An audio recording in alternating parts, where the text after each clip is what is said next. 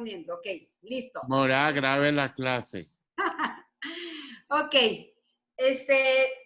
vimos Tu Bishvat, pero hoy nos vamos a enfocar en algunos frutos que vimos que son los Shivat Aminim, pero vamos a ver es importante porque son frutos simbólicos del pueblo de Israel y de la tierra de Israel, ¿ok? Entonces vamos a ver un poquito de ellos y hoy vamos a ver el Zait, la aceituna. Empezamos a verlas la clase pasada, pero nos quedamos a la mitad, entonces vamos a empezar desde el principio con los frutos, ¿ok? Entonces, el Zait, la aceituna. En la época de nuestros antepasados, no todos los árboles tenían la misma importancia. Déjenme silenciar aquí algo que me está haciendo mucho ruido para que no nos moleste. Entonces, no todos los árboles tenían la misma importancia. Cada uno tenía su grado dentro del reino de los árboles. O sea, tenían sus niveles de importancia. El olivo siempre fue considerado uno de los árboles más importantes ante los ojos del pueblo de Israel. ¿Por qué? Porque de ahí se extrae el aceite, que el aceite ilumina, y el aceite da la luz, la luz está comparada con la Torah, y también con el alma, ¿ok? Entonces vamos a ver el olivo. Se utilizaba el aceite para prender la menorá del Cohen Gadol. Entonces, el olivo siempre va a ser considerado uno de los árboles más importantes, ¿ok? Hasta el día de hoy, ¿ok? Porque el valor que se le da tanto en Israel, los campesinos árabes, en todos lados, es muy especial. Y ustedes lo pueden ver. Cuando son el aceite de olivo, que es extracto bien, que viene en una botella de cristal, no en plástico, y mientras más refinados son, más caros son. Y son realmente especiales. Cuando ya son alterados, ya pierden su valor y pierden su pureza también. Entonces, vamos a ver que su cuantía se basa ante nada en las ganancias del aceite de oliva, porque el olivo puede ser muy grande o puede ser chiquitito. Puede ser una aceituna negra, puede ser morada, puede ser verde. Hay aceitunas más grandes, hay aceitunas más chiquitas. Y cada una, dependiendo del extracto de aceite, hay aceites que únicamente te sacan el primer extracto, la primer gotita, el primer golpe de la aceituna, la gotita primera que saca, esa es el aceite más importante que extrae ese, ¿ok? Entonces, siempre en toda la historia se ve que se ha utilizado el aceite para ser honrados. Los reyes se ungían con el aceite y mucha gente utilizaba el aceite para idolatría y para mil cosas, o sea, y eran honrados los dioses en muchos pueblos y en muchos lugares. Los hombres siempre fueron ungidos para reyes. En Jueces vemos, en Jueces 9:9, que el olivo era utilizado para ungir a los reyes. Y entonces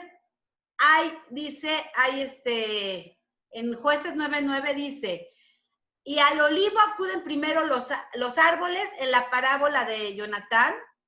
Dice, para otorgarle la corona al reino. Pero el olivo rechaza diciendo que no es de su honra. O sea, el mismo olivo lo vemos con el rey David. Cuando el rey David fue ungido, el mismo aceite fluía solito se salía para ungir al rey David. Y entonces dice, o sea, como que en la Torah, en los Nevi'im nos dice como que el mismo aceite de olivo rechazaba a la persona. O sea, es como que sucedían milagros, ¿no?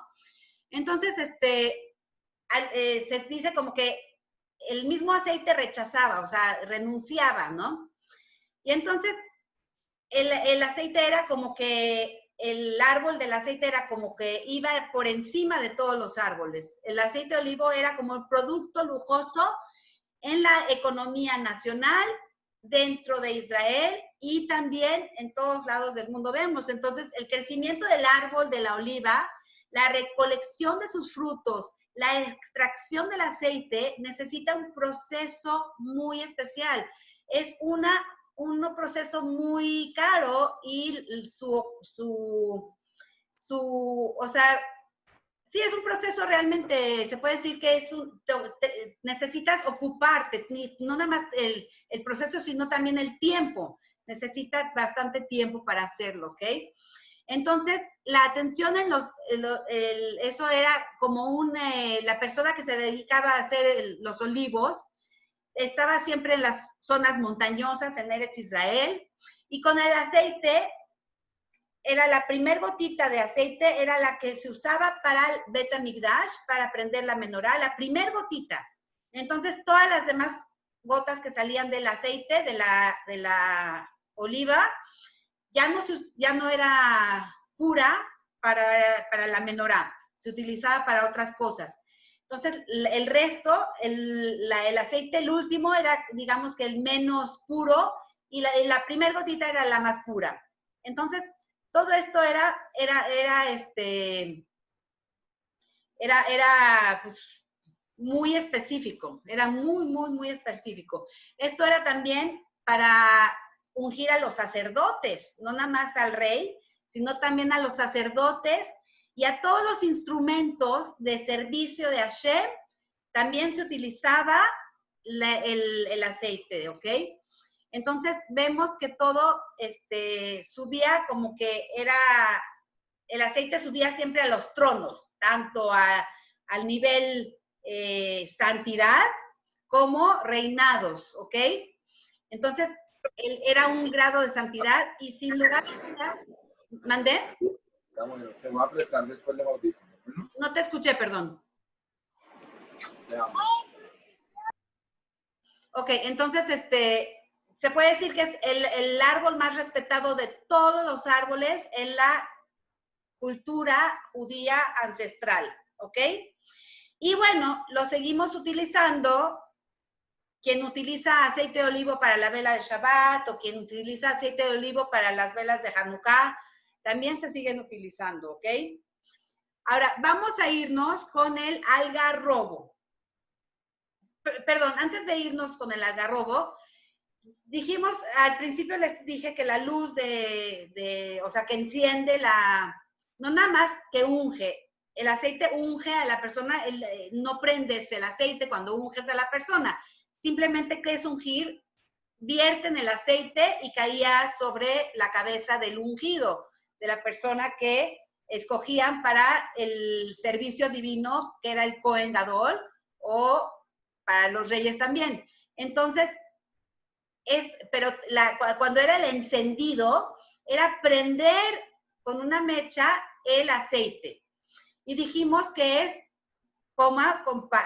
el encendido, es como la vela, que es el cuerpo, y la flama es la neshama. ¿Ok? Entonces es comparada con la persona. La persona, mientras está viva, está encendida la llama. Y el aceite, mientras hay aceite y haya fuego, está encendido el fuego, ¿verdad? Si ya no hay aceite, ¿qué pasa? Se apaga el fuego. Entonces, mientras la llama está encendida, todavía hay tiempo para arreglar cosas en la vida, que es nuestra alma. Mientras nuestra alma viva y mientras tengamos la fuerza, debemos de esforzarnos siempre para luchar en la vida y ser mejores cada vez y brillar cada día más y más, ¿ok? Bueno, ahora sí, pasamos al algarrobo. Mora, una preguntita del aceite de oliva. Sí, ¿El que se quemaba es aceite de oliva? ¿El que se quema en velas es el mismo que se consume? No, la vela, la que se utiliza para prender velas, Puedes utilizar el aceite de olivo que tú quieras, pero mientras más puro es mejor, más la flama va a ser más pura, más hermosa, más brillante. Ahora, se acostumbra, hay gente que acostumbra a prender aceite y hay gente que acostumbra a prender velas. La costumbre que tú quieras es igual. Puedes usar velas o puedes usar aceite. Pero entonces, el aceite del templo era aceite de oliva. El aceite que usaba el Cohen Gadol para prender la menorá era la primer gotita de cada aceituna. O sea, Vale. sacaban la primer gota, extraían esa gota y ya la segunda gota ya no servía para la menorá. Por eso cuando fue el milagro de Hanukkah, se tardaron 8 días en extraer el aceite, porque tenían que ir a las montañas donde nacían las aceitunas para extraer la primer gotita de cada aceituna. Y era un proceso muy, muy fuerte y muy delicado. No era tan sencillo extraer las gotas. Entonces, por eso fue el milagro que sucedió, que la jarrita que encontraron, que duraba una vez, Sí, duró los un 8 día, días. duró 8 días.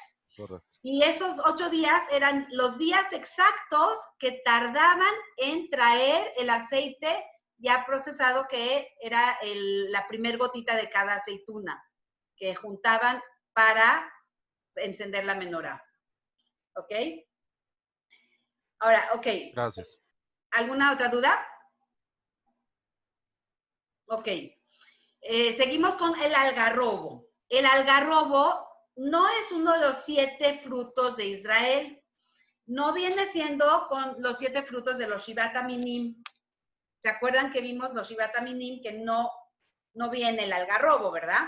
El algarrobo en hebreo se llama harub. Harub.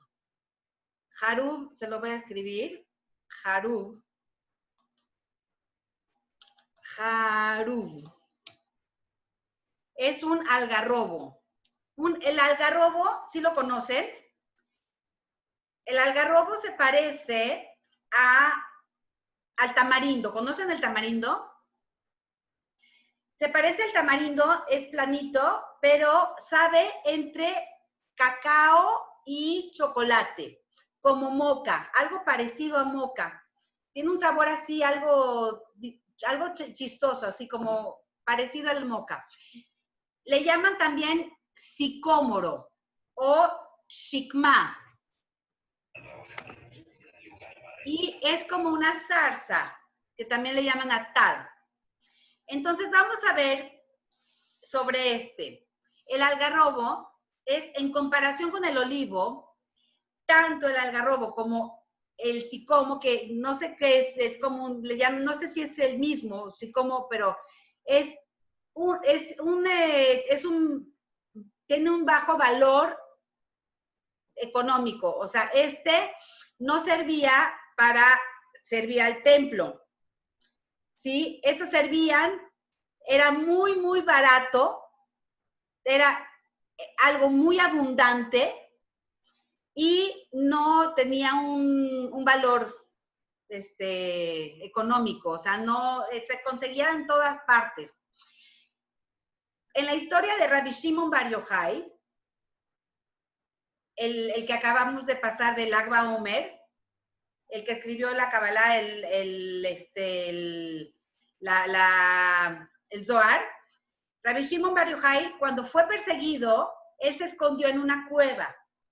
A él lo querían matar. Y él se alimentó del árbol de algarrobo. Es un árbol que tiene muchas propiedades alimenticias, tiene muchas propiedades. Y él vivió ahí encerrado en la cueva durante mucho tiempo y únicamente se alimentó del árbol de algarrobo y de agua. Entonces, hay, bueno, es muy, hay muchísimo, ¿ok? Entonces, es muy barato, hay abundancia y todo. Entonces, Amós de Tecoa le dice a Amatzia, el sacerdote en Betel: yo no soy profeta ni soy hijo de profeta. Yo soy vaquero y picador de sicomoros.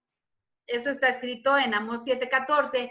Picador de sicomoros era una manera, era como decir algo que no tiene importancia, como decirle un bueno para nada, digamos. un recogedor de no sé qué, de las cosas más, era como decir el empleado menos importante, así era, ¿no? Era picador de sicomoros, era una manera de decirle a alguien que no tenía valor, que no tenía importancia su trabajo. Y en vez de decir, ya sea de algún fruto importante o algún fruto bello o algún fruto que tenía algo así, al contrario, era tan abundante que era como si fuera a recoger, no sé qué hay acá, bananos, como el recogedor de bananos, así, ¿no? Como así. Entonces, parecía ser que todavía era menos importante la zarza. O sea, también estaba la zarza, que era menos importante que el algarrobo y el sicomoro, que no sé, el parecido al algarrobo, ¿ok?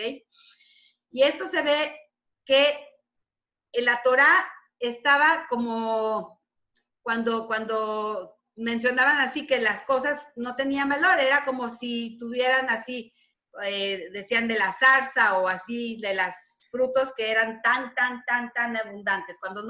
Cuando dices que las joyas no las encuentras en cualquier lugar, ¿verdad? Pero sí encuentras piedras en cualquier lugar. Y así era este fruto, ¿ok? Entonces nos vamos ahorita al fruto de la viña. La viña es el geffen. Geffen es ¿cuál es? La uva, ¿ok? La vid. Exacto, es la vid. Es el segundo en importancia después del olivo, ¿ok? Después del olivo es la uva.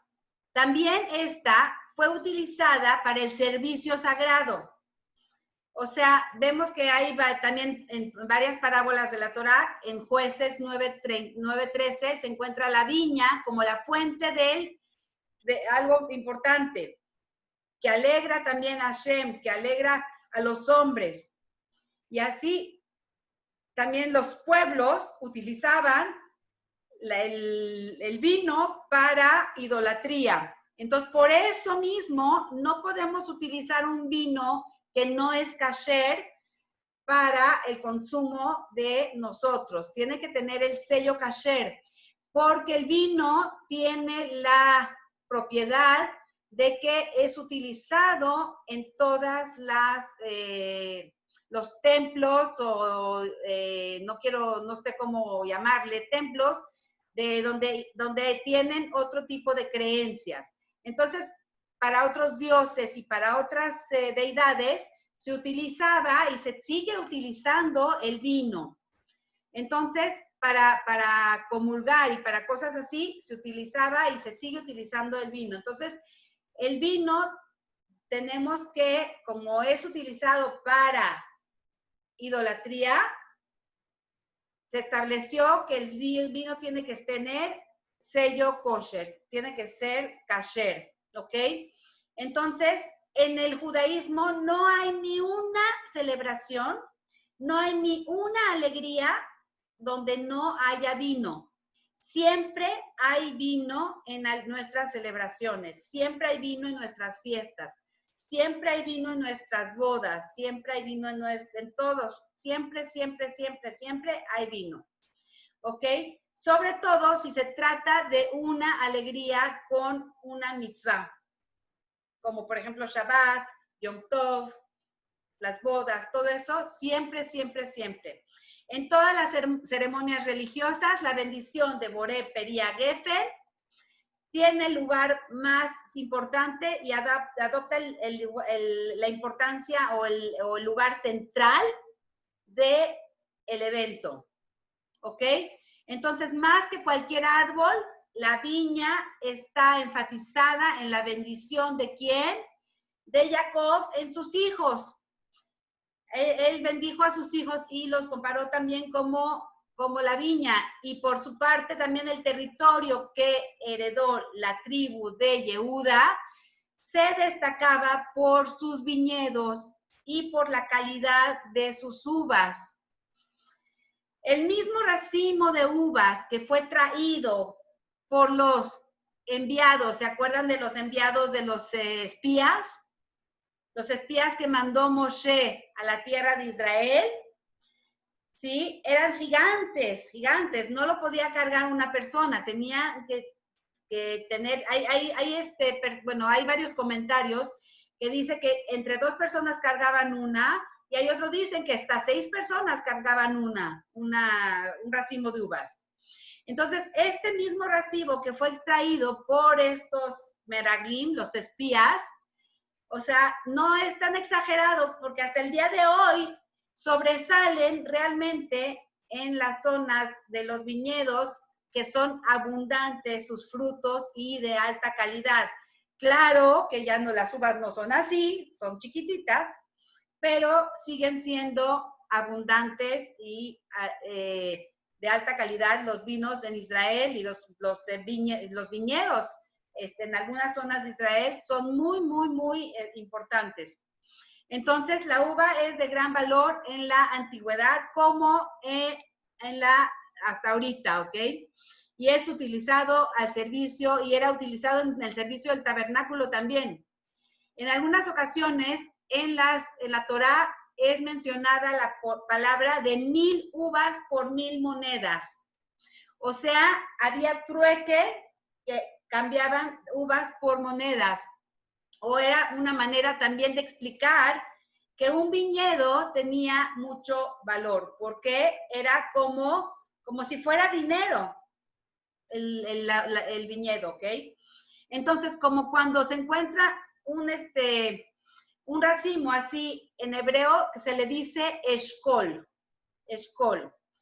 y le dice, no lo eches a perder porque es una bendición. Y eso está escrito, que dice, no lo eches a perder porque es una bendición, que las mismas uvas, los racimos de uvas son una bendición, está escrito en Ishayahu, en Isaías 65:8. Y entonces aquí, de esta expresión que dice que la persona es Ish Eshkol, Ish Eshkol se le llama a un hombre que es sobresaliente, a un hombre que tiene sabiduría y tiene valentía, le llaman Ish Eshkol. ¿Qué es un Ish? Ish es señor. ¿Y qué es Eshkol? Es este racimo de uvas. O sea, a la gente que es muy, tiene sabiduría y tiene así, valentía y todo, se puede traducir que es el hombre de los racimos, y así le llaman así a estos hombres que tienen sabiduría y así, ¿ok? Entonces, más que cualquier otra fruta, la uva sirvió como símbolo en la moneda, y lo podemos ver que había monedas que tenían las uvas marcadas, y en muchos símbolos de Israel se ve el racimo de uvas que lo marcan como símbolo de importancia, como símbolo de estatus, como símbolo de hasta documentos históricos. Eran sellados con el sello de unas uvas, de un racimo de uvas. Y entonces esto se ve en documentos, se puede ver en documentos históricos, en lápidas, en varios lugares se ve el racimo de uvas. ¿Ok? Y entonces esto es sobre las uvas. Vámonos ahorita con el higo. El higo en hebreo se dice te'ena.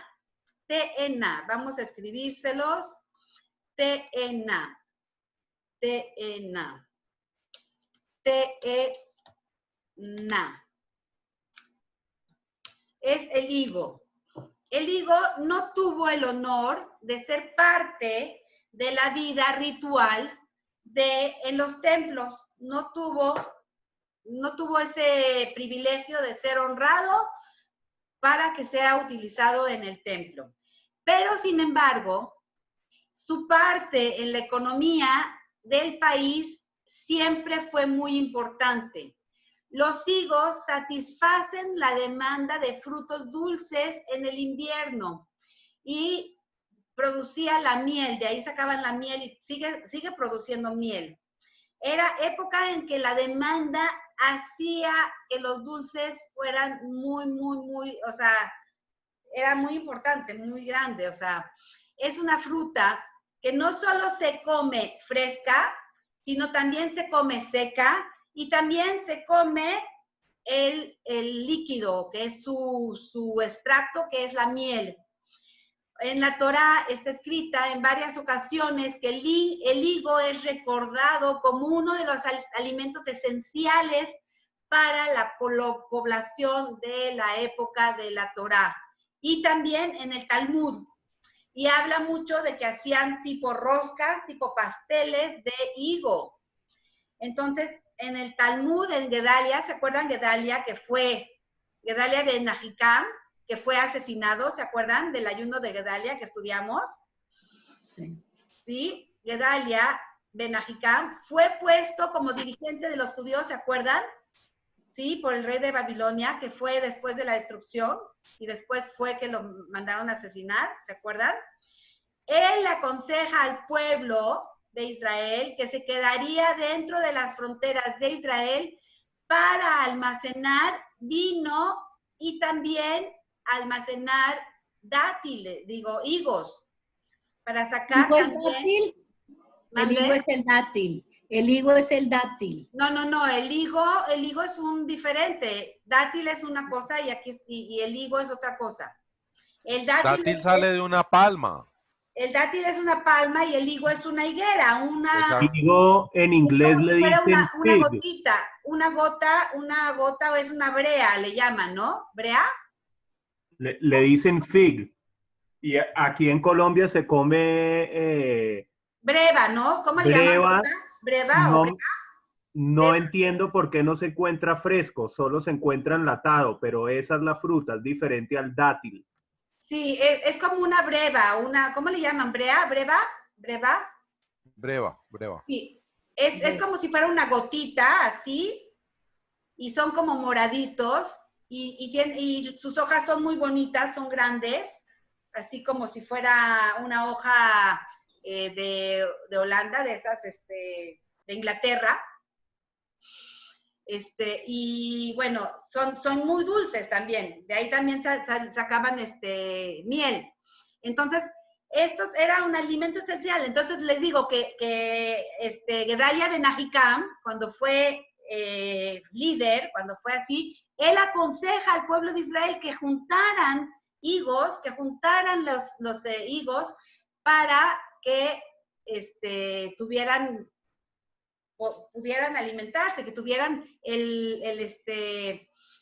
que juntaran vino, que juntaran higos y que juntaran aceite para que todos la gente que los iba a conquistar y toda la gente que estaba peleada para poder también compartirlo y poder hacer negocios, que tuvieran fuerza. Bueno, nos vamos ahora con la granada. La granada tampoco no era un fruto abundante, no era un fruto abundante en la antigüedad, por crecer, pero que él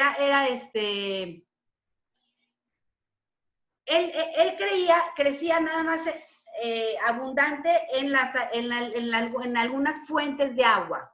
Entonces, como Israel no es un lugar lleno de agua, no hay mucha granada. Sin embargo, sí fue la tierra de Israel bendecida con la granada. Y es interesante porque si la tierra de Israel fue bendecida con la granada y la tierra de Israel en su generalidad es desierto, es increíble, ¿no? Pero donde sí había agua, sí había granada. Entonces, es increíble.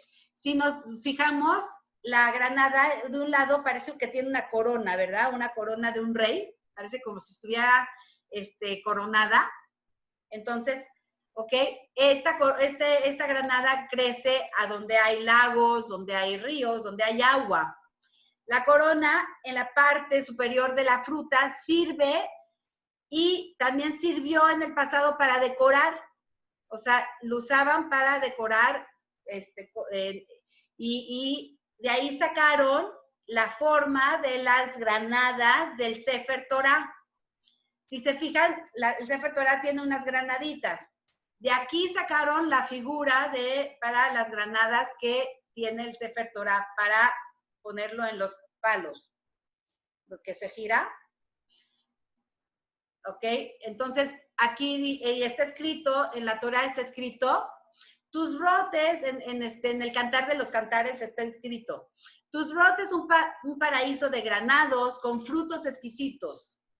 Así dice el Cantar de los Cantares. De la misma manera, la manzana no fue abundante, la manzana. En el pasado tampoco fue abundante. También tenía que crecer en tierra con mayor calidad de agua y también necesitaba más fuerza. Por lo que la fruta no es mencionada, la manzana no es mencionada en la Torah para nada. La manzana no es mencionada. ¿Ok? La granada sí, en el Cantar de los Cantares es mencionada. Y también está mencionada en el versículo que dice que la tierra de Israel fue bendecida, porque Rimón es granada, Rimón, granada, ¿ok?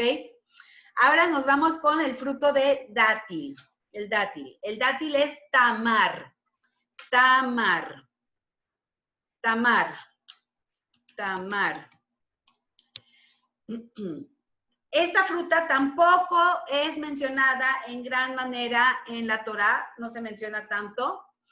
Y la razón sencilla es que es un árbol que crece principalmente en los valles, mientras que la población en la época de la Torá siempre se asentaba en las montañas. ¿Por qué se asentaba en las montañas y no en los valles? Porque era más fácil que los atacaran en los valles. Entonces, siempre la gente se ponía en las montañas para que no fueran atacados. En los montes de Yehuda, en los montes de Efraín, siempre, y ahí no había tantas palmeras. Siempre las palmeras datileras estaban en los valles. En las montañas no había tanta palmera. Entonces, la palmera de Débora era un árbol solitario. ¿Se acuerdan quién era Débora? Débora fue una jueza que se sentaba, está escrito que ella se sentaba debajo de la sombra de una palmera a juzgar al pueblo. Era famoso, era un árbol solitario, famoso por la profetisa de Débora. Por alguna otra razón, y se menciona únicamente en esa manera que ella se sentaba debajo de la palmera y demuestra que su presencia en esa zona no era muy frecuente, o sea, no era frecuente tantas era un árbol similar, siempre estaba solo ahí. Entonces, alrededor de todas esas zonas no había palmeras, ¿ok? Pero sí había. Si nos damos cuenta, los dátiles de Israel son los mejores dátiles, pero no crecían en las zonas montañosas. ¿Ok? En la Torá, en comparación a la Torá, el Midrash menciona muchas veces el dátil. El Midrash sí nos menciona muchas veces el dátil. ¿Y por qué? Porque el asentamiento que pasa, que iban caminando, era por los valles, que era el valle de Bet-Shearim, Usha y Shefaram, de Tiberíades, en el norte de Tiberíades, Yavne y Bnei Brak. Ahí en el sur, estas poblaciones sí tenían contacto con este tipo de árboles, ahí sí crecían mucho más los árboles. Y mucho más, después los Yehudim de la diáspora en Babilonia, por ser una zona muy famosa de producción de dátiles en Babilonia. Hasta el día de hoy es productora de dátiles. Entonces, el dátil es utilizado en varias formas. Se come también así como fruto y también se saca miel de ahí. ¿Ok? El dátil es mencionado, se menciona en el Bereshit Rabbah también. Y el dátil no hay ninguna parte que no se desecha, porque también la semilla utilizan. Las hojas se utilizan para ¿cómo se llama? El Shag de Sukkot. Las palmeras se utiliza para la sukkah o para construir el techo también de cualquier época del año también. La fibra se hacen cuerdas y toda se utiliza. La palma todavía hasta la fecha se utiliza para hacer cabañas y cosas así. Entonces, el lulav de Sukkot, del que hablamos, sale de aquí de la palmera, ¿ok?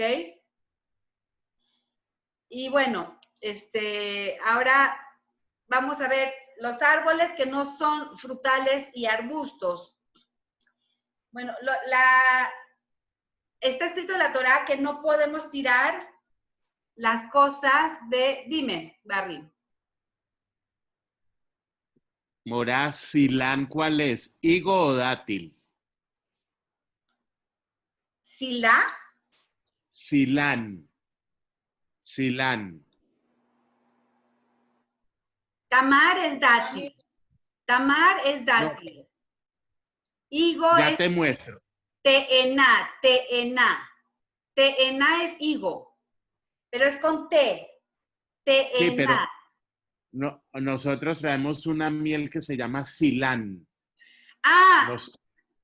Es la miel, es el extracto de la miel que sacan de el dátil. Pero Okay. creo que así le llaman a la miel que es no nada más de dátil, porque también le llaman silán, así, algo parecido al del rimón también. A la No, pues granada bueno. también sacan un extracto que es la miel, que también le llaman así. No, yo conozco el de dátil. Yo tengo el de dátil, pero quería saber si era dátil o higo. Pero creo que es un tipo de llamarle miel, como creo que le llaman es como decir melaza de miel, melaza de azúcar, melaza de dátil o melaza de higo o melaza de rimón, de granada. Es algo así. Ok. Ahora te mando una foto y lees, que está en hebreo todo. Sí. Ha de ser como tipo melaza de dátil o algo así. Ok. Porque creo que la palabra significa tipo melaza, como el extracto de azucarado del fruto. Ok, entonces nos vamos ahorita, bueno, dijimos que vamos a los que son árboles no frutales y arbustos. Dijimos que la Torá protege todo el tiempo la naturaleza. Todo el tiempo la naturaleza es protegida en la Torá y nos habla de la importancia que cuando salíamos a la guerra no podíamos cortar los árboles. Si no los necesitabas, no los podías tocar. El árbol no lo podías tocar y sobre todo si era un árbol frutal, el árbol frutal no se podía tocar tampoco.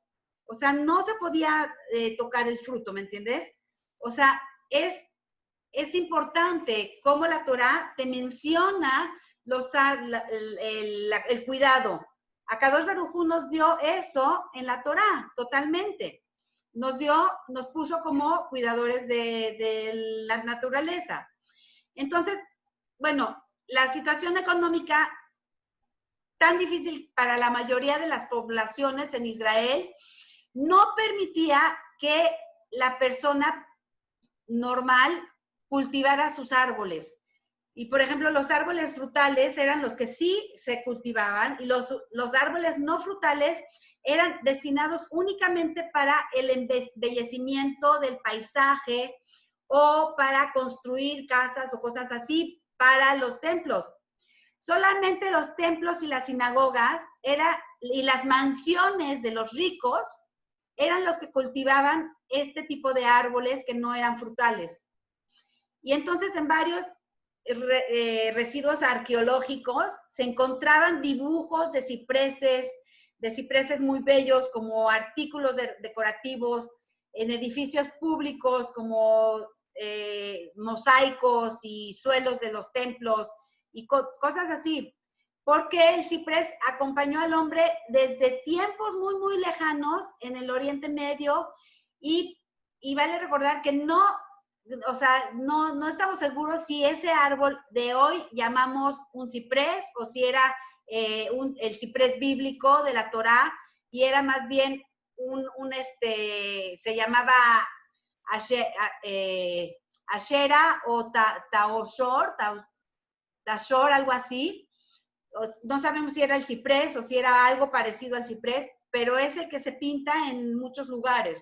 Entonces, los libros, los textos de la Torá, de los jueces, en algunos lugares vemos que se utiliza, en estas épocas, cultivaban ese tipo de árbol y también nos describe que hay un midrash que dice que desde Adán sembraron árboles para los que se utilizaron y Jacob también, que los llevaron desde no sé dónde hasta para el Mishkan. Muchos dicen, hay un midrash que dice que fueron desde antes, desde el Gan Eden, y que los llevaron, y otros dicen que desde Jacob, pero unos dicen que eran desde Adán a Rishon. Entonces, hablan del árbol del Líbano, hablan del ciprés, hablan del olmo, hablan el boj, que era un arbusto con hojas pequeñas verdosas. Y bueno, y todo esto era para embellecer el lugar y hacerlo, honrar todos los lugares, y se mencionan mucho en el libro de Isaías 60:13. Ahora vamos a ver los cedros del Líbano. Se expresa, perdón, los árboles del Líbano, en especial los cedros,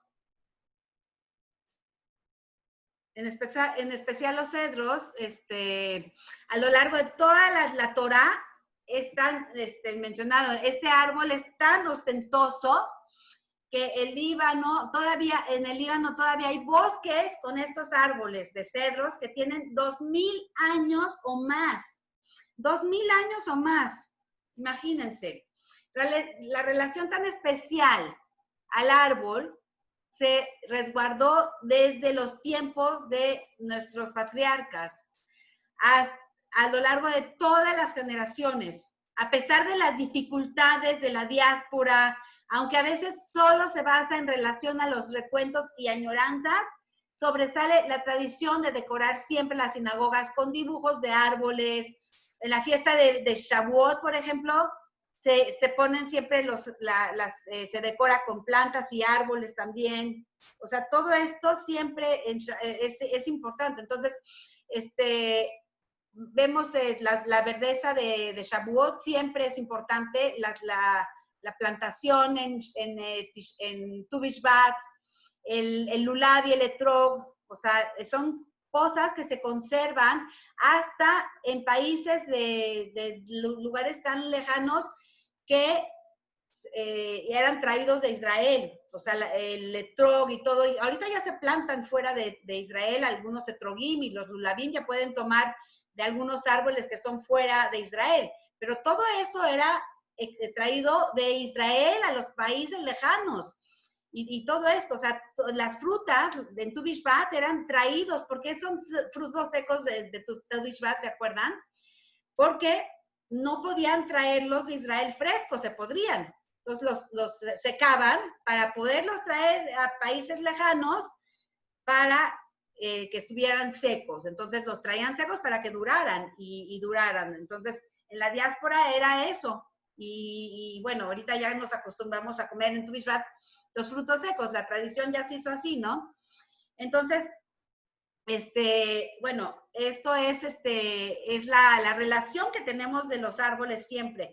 Entonces, esto es lo que tenemos que observar, cómo la Torá siempre protege en los árboles. Ahora, si nosotros conocemos, tenemos, por ejemplo, el Keren Kayemet. ¿Quién conoce y quién ha hablado de Keren Kayemet? ¿Quién ha escuchado hablar de Keren Kayemet? ¿Nadie? Sí. Ellos, plantan Ahora árboles yo hago parte de Israel. Keren Kayemet Cali. El Keren Kayemet es una organización que tiene muchísimos años y casi el Keren Kayemet es el dueño de todas las tierras de Israel, casi. Es impresionante. Y el Keren Kayemet va comprando tierras a los árabes también y va comprando tierras para hacerse de las tierras de Israel. Y Keren Kayemet le renta tierras a Israel, es impresionante, al gobierno. Hay muchas tierras de Keren Kayemet que son rentadas por Keren Kayemet al gobierno de Israel. Y el Keren Kayemet es el que se ha dedicado a todo lo que es impresionante, lo que es importante que conozcamos esto, porque hay varias organizaciones en Israel que cuidan la naturaleza, pero el Keren Kayemet, uno cree que es solamente plantar arbolitos, porque uno escucha Keren Kayemet y es planta un árbol, pero Keren Kayemet es la organización ecológica más importante, se puede decir, en el mundo entero. Keren Kayemet está dedicado no nada más a plantar árboles, sí al principio se dedicó a hacer los desiertos bosques. Es impresionante ver cómo los bosques eran desiertos. La tierra de Israel no era poblada, no tenía agua, no tenía nada, eran desiertos totales. Y Keren Kayemet se ha dedicado a fortalecer esas tierras y a darles la fortaleza de bosques, de jardines, de campos. Eso es lo que ha hecho Keren Kayemet, pero no nada más plantar árboles, sino también recolectar agua. Y tienen lagos artificiales que son recolectados, son lagos que surten a varias partes de Israel donde no existe el agua. Y esas lagos que son, no sé cómo se les llaman, no me acuerdo cómo se les llaman, son creados por las lluvias y extraen el agua de varios lugares y los juntan y de ahí distribuyen el agua a todos los lados. Y es impresionante ver cómo filtran el agua también y lo hacen totalmente potable. Totalmente potable, y es el agua que casi todo Eretz Israel tiene. Y la gente toma el agua, y la gente se baña, y la gente utiliza el agua sin tener la conciencia de que esa agua viene de la nada casi. Es impresionante, son milagros cómo van extrayendo el agua y cómo van juntando el agua, y es la que distribuye a Eretz Israel. Keren Kayemet no nada más se ha dedicado al árbol, a plantar árboles y a hacer bosques, no nada más a la extracción del agua o juntar agua, sino también hace parques, hace caminos seguros para los turistas, seguros para los habitantes, caminos seguros entre los caminos Haz Shalom peligrosos, pueden haber tierras árabes dentro de Israel. Y también, no nada más eso, también hace refugios para los soldados que pueden estar en el norte o en el sur, en cualquier lugar de Eretz Israel, que son peligrosos. También hacen refugios y también han hecho escuelas. O sea, que Keren Kayemet, cuando tenemos la idea de solamente sembrar arbolitos, estamos equivocados, ¿ok? Entonces, el Keren Kayemet es una organización impresionante, y por eso hay siempre unas cupot que le llaman la pushke.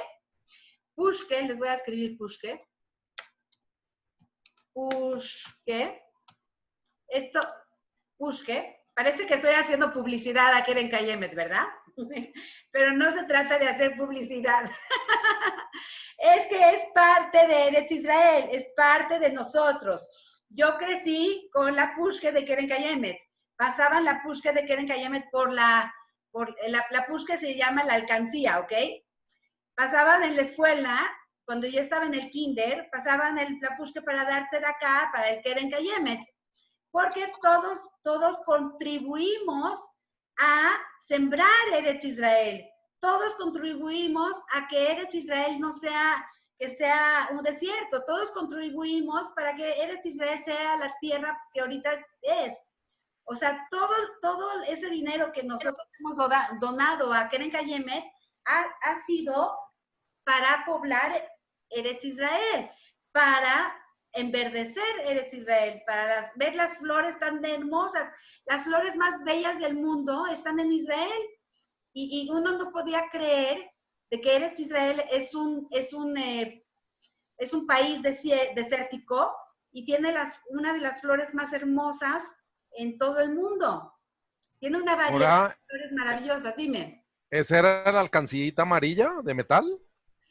Es azul con una... A veces hay de varios colores, pero... Pues aquí las abuelitas tenían una de metal. Es KKL. Sí. KL. Keren Kayemet le Israel. Hay azules, las nuevas son azules, pero no, esas no son. Dana, gracias. No, pero Esta la que tenía mi abuelita no era esa. Sí se parece, pero es otra. Era amarilla. A ver, en una moneda. Ponla. Vean, ahí dice. A ver, habla tú. Pues ahí está el Keren Kayemet le Israel. Bueno, ese está. Exacto. Bueno, esta alcancita es increíble. Entonces, ahorita creo que la señora Clarita, la suegra de ¿cómo se llama? De David Lasman, es creo que la encargada de Keren Kayemet aquí en Cali, creo. Pero está en todos lados del mundo, porque pues, ayudan para recolectar para Keren Kayemet de Israel. Sigue haciendo todo esto. O sea, es una fortaleza impresionante. Juntan muchísimo dinero. Pero bueno, ¿La Tejada es la que las distribuye, Mora? Ella alcancías. las actividades aquí en Cali, es la representante de Cali para Keren Kayemet. Ok, gracias. Entonces, Para Keren Kayemet, Cali y para con Clarita, ¿no? Sí. Exacto. ¿Dónde se consiguen alcancías?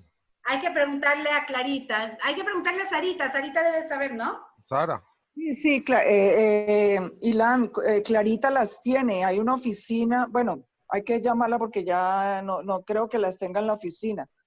Las debe tener en la casa, pero normalmente la oficina es en la Sociedad Hebrea. Ah, ok. No, yo la Pero igual contacto. lo que necesites, me No, puedes sí, decir a mí o le puedes una decir a alcancía, Clarita. sí, si me puedes conseguir una alcancía, porfa. Ah, listo. Yo le digo. Dale, gracias. Bueno, entonces... Me avisas para recogerla en alguna parte. Gracias. Sí, claro que sí, te avisamos. Entonces, ¿por qué les cuento? Porque si se fijan, Tu Bishvat es la fiesta de los árboles y de todos los frutos de los árboles, pero es impresionante ver cómo cuando nosotros recibimos Israel, era una tierra desértica totalmente una tierra desértica. Ay, se me está acabando la pila. Déjenme conectarme, perdón. Yo creí que estoy conectada y no estoy conectada.